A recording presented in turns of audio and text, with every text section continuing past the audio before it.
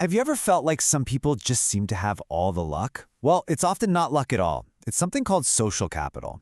It's like this invisible architecture that shapes who gets ahead and why. Today, we're going to pull back the curtain and break down exactly what that means, and more importantly, how it works. I mean, really think about it. Why do some people, or some teams, just always seem to be in the right place at the right time? They land the best projects, or they get that one critical piece of information that changes everything. It's not magic, and it's definitely not just luck. There's a hidden structure in how we all connect, and that's exactly what we're going to map out today. Look, we've all heard the old saying, it's not what you know, it's who you know, right?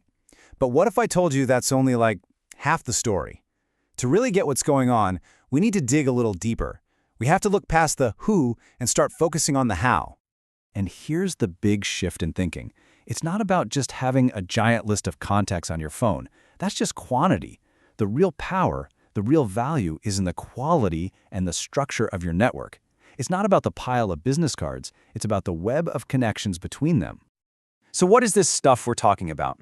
Well, the official term is social capital. And the key word here is access. It's not about the resources you personally own, but about what you can tap into through your relationships. Think of it this way. Your network is a library, and social capital is your library card. It gives you access to all the good stuff, information, support, influence that you couldn't get on your own. Okay, so how does this capital actually show up in the real world?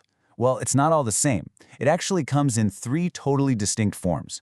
You can think of them as the basic building blocks of any powerful network. So let's break them down one by one. Here's a super simple way to remember them. You've got bonding capital, which is all about getting by. Then you have bridging capital, which is for getting ahead. And finally, there's linking capital, which helps with getting up. Let's take a look at what each of those really means. First up, bonding capital. This is the superglue that holds a tight-knit group together. This is your core team, your trusted inner circle, the people you work with day in and day out. Then massive benefit here, deep trust and support. It's the reason your team can pull an all-nighter to nail a deadline. You know you've got each other's backs, no questions asked. Next, we've got bridging capital. Now, this is totally different. This is all about the connections between different groups. This is where the magic of innovation really, truly happens. You know, when someone from the marketing department has a random coffee chat with an engineer, boom, that's where unexpected, brilliant ideas are born. Bridging capital is your pipeline to totally fresh perspectives. And this leads to this really powerful, kind of counterintuitive idea from a sociologist named Mark Granovetter. He called it the strength of weak ties. And his big insight was that our most game-changing information often comes from people we barely know. And why is that? Well, because our close friends are usually in our bubble. They know the same stuff we do. It's that acquaintance from a different industry who drops the idea that changes everything. And finally, there's linking capital. So if bonding is about connecting in with your group, and bridging is about connecting out to other groups, linking is about connecting up. This is about your ties to people at different levels of power or status. Think senior leaders, investors, key decision makers. These connections give you something totally different, access to influence and resources that you just can't get from your peers. All right, so we've got bonding, bridging, and linking. But here's where it gets really interesting. It's not just about the individual threads, it's about the design of the entire web. The overall shape of your network is what creates some of the most powerful strategic advantages out there. Just think about how information moves around.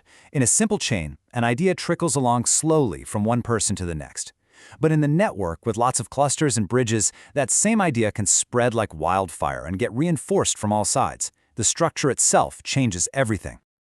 And this brings us to this absolutely fascinating concept called a structural hole. What is that? It's basically the empty space, the gap between two groups that aren't connected to each other. Now, the person who steps in and bridges that gap, they become a broker. They see information and opportunities that literally nobody else does. They get to control how ideas flow. It's an incredible strategic advantage.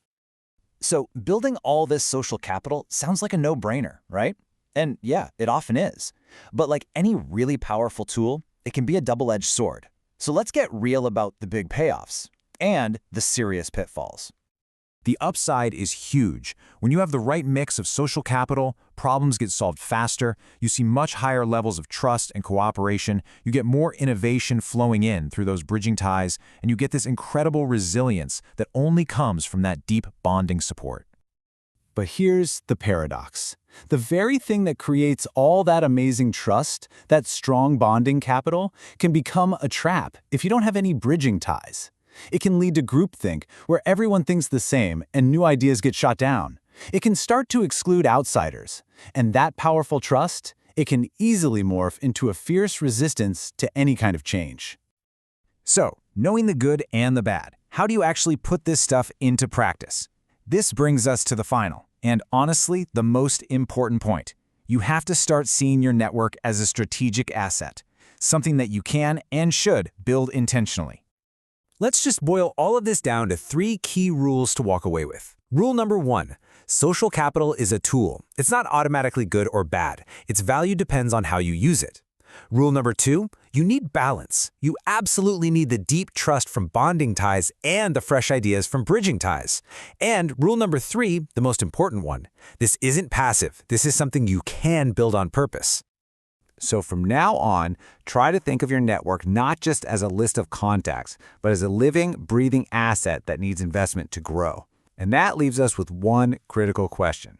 As you look at your own connections through this new lens of bonding, bridging, and linking, how and where are you going to invest in it next?